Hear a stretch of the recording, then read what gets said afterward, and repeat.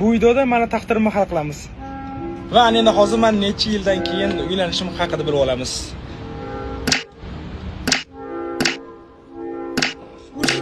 Yil, блядь.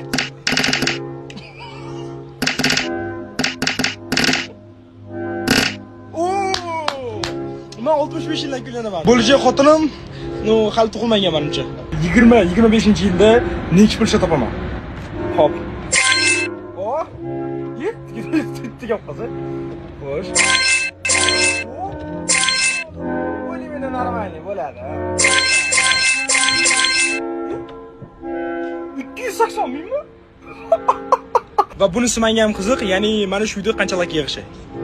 Ketdi. O'rtoqlar, buni yolg'onga isbotlash uchun hozirroq like bosib qo'ying. Va endi bo'lmasam oxirgisi.